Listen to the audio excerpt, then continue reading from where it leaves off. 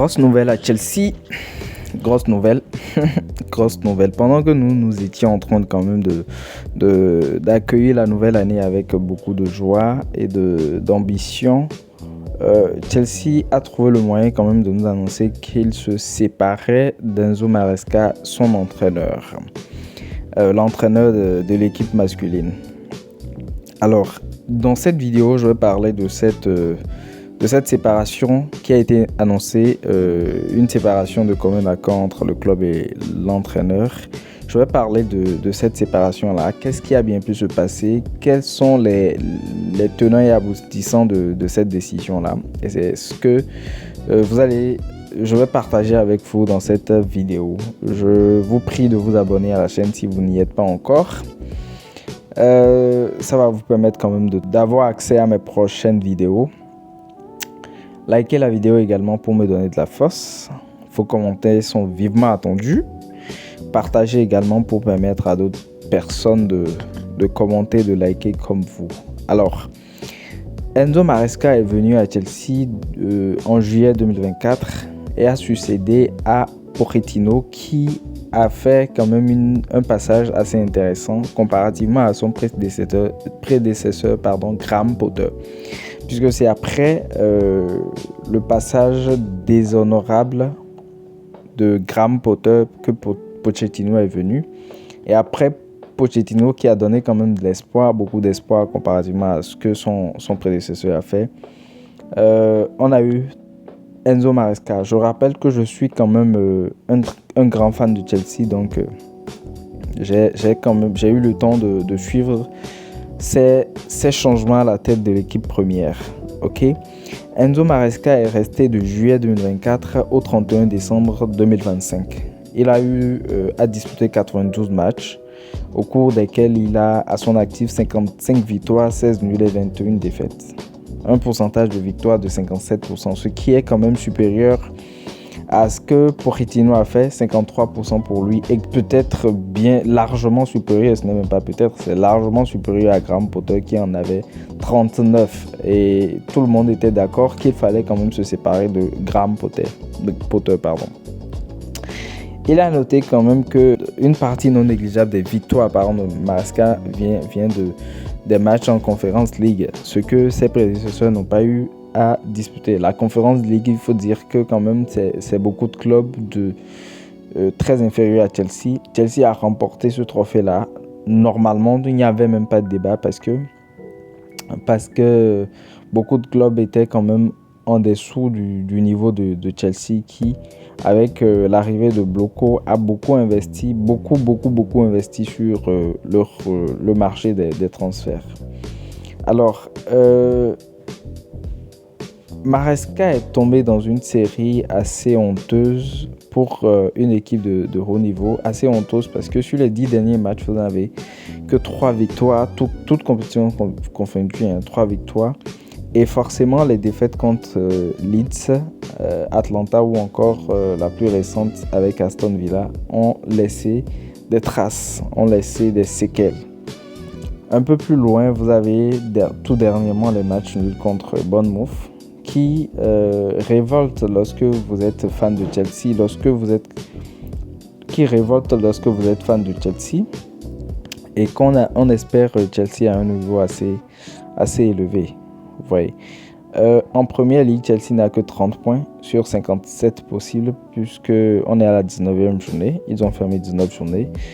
Et Chelsea ne compte que 8 victoires après 19 matchs. C'est terrible en fait. C'est terrible. Pour quelqu'un qui veut jouer les premiers rôles, qui veut être au premier rang, c'est pathétique si je peux me le permettre. 8 victoires en 19 journées après 19 matchs, c'est très moyen en fait.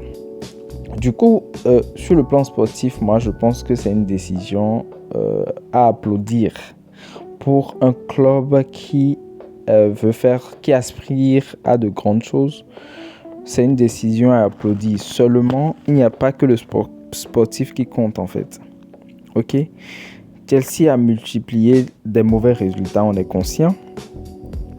Et le niveau de jeu de Chelsea est tantôt bon et tantôt médiocre. Je me rappelle en fait du match extraordinaire, parce que pour moi c'était énorme, du match extraordinaire que Chelsea a fait contre Arsenal. Et j'étais confiant en fait qu'on repartait sur une bonne lancée. Et puis quelques jours après, vous tombez sur Leeds et vous perdez. Je pense bien que c'était Leeds qui a suivi. En tout cas, le match qui a suivi ou les matchs qui ont suivi, il y a eu de mauvais résultats. Et c'est ce à quoi on assiste en fait avec Maresca. Et c'est vraiment déshonorable. C'est pas agréable en fait. Pour le fan, c'est pas agréable. Cependant, on n'oublie pas que Maresca a réussi à quand même gagner 2 trophées, la Conference League et puis la Coupe du Monde des clubs. Et pour moi-même, je pense que ces 2 trophées qu'il a ramenés ont permis de le laisser encore plus longtemps à son poste. Cependant, je pense que le timing pour se séparer de lui n'était pas le bon. Le timing pour moi, c'était pas approprié.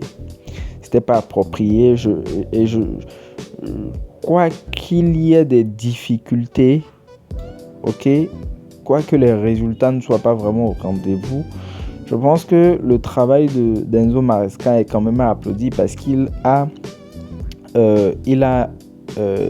son effectif qui est truffé, ou bien son effectif qui est majoritairement fait de jeunes joueurs qui manquent forcément d'expérience, et ça peut vraiment poser problème. Ça peut poser problème selon moi.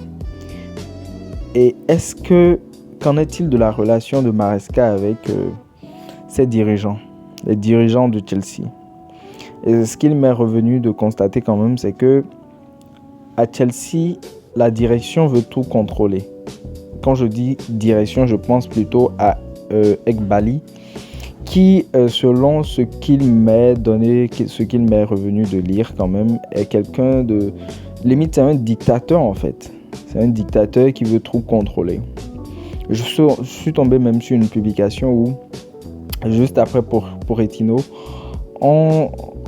Chelsea avait fixé énormément de conditions où le successeur de Pochettino devrait accepter par exemple l'autorité de l'administration et des directeurs sportifs, et accepter également qu'il y ait un certain contrôle sur ses choix à l'entraînement également, et même sur le terrain, sur des aspects de jeu.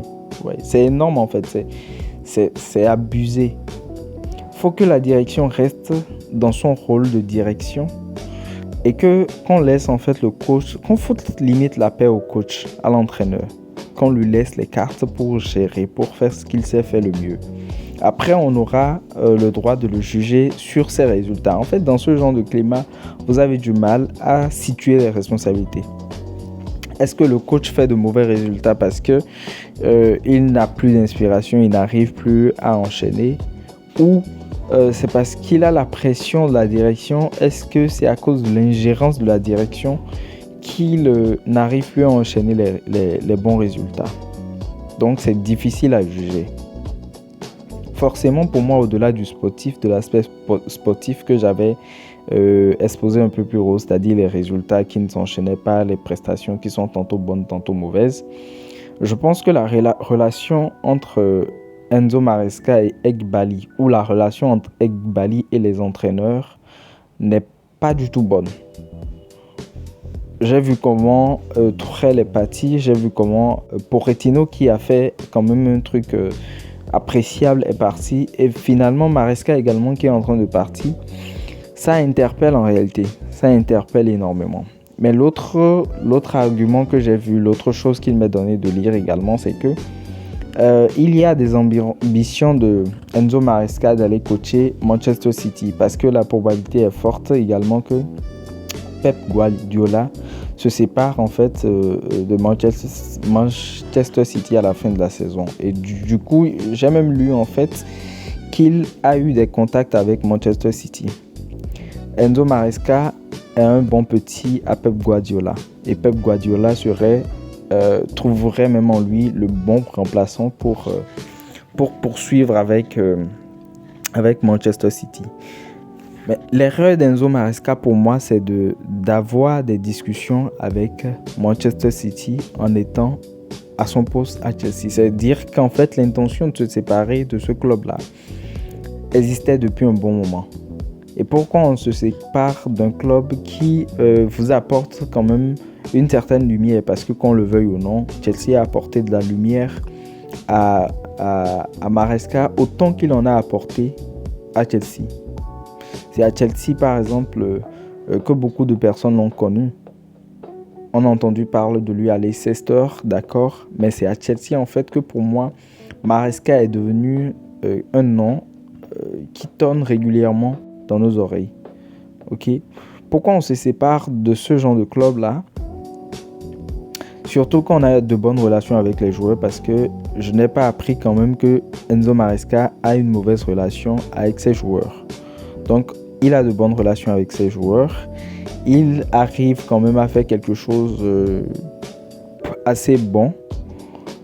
Pourquoi on se sépare de ce genre de club si avec la direction, tout se passe comme cela se devait?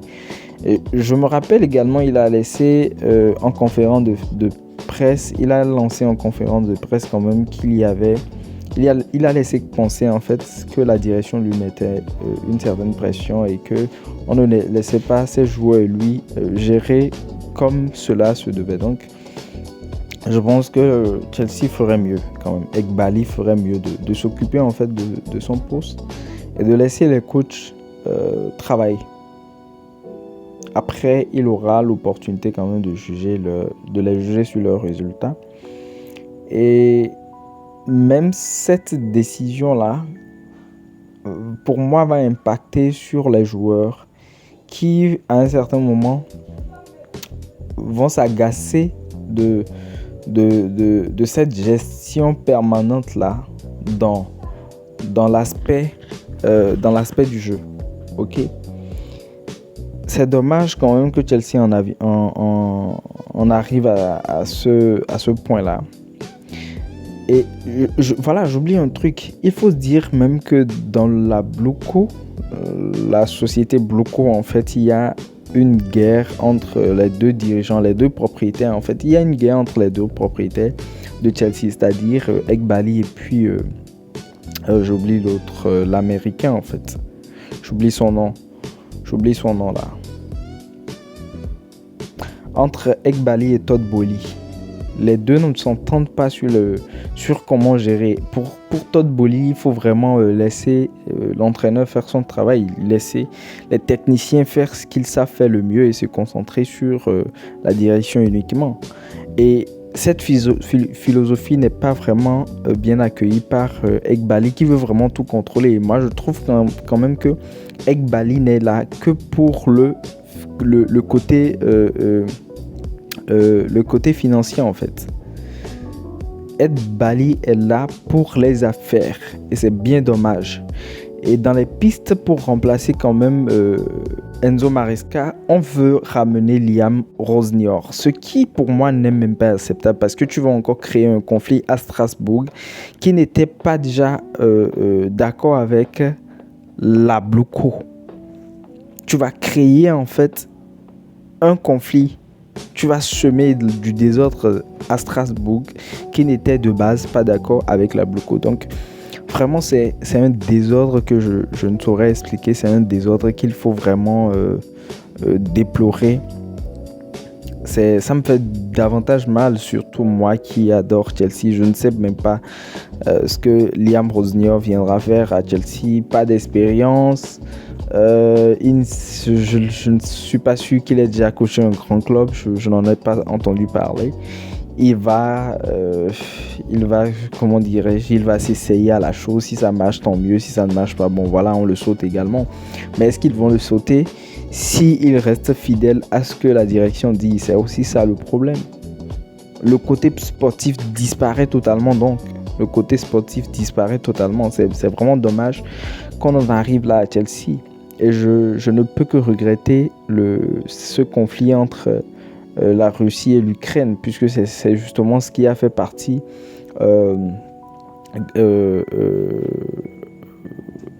Abramovich. C'est ce qui a fait partie Abramovich. Dommage qu'on en vienne là.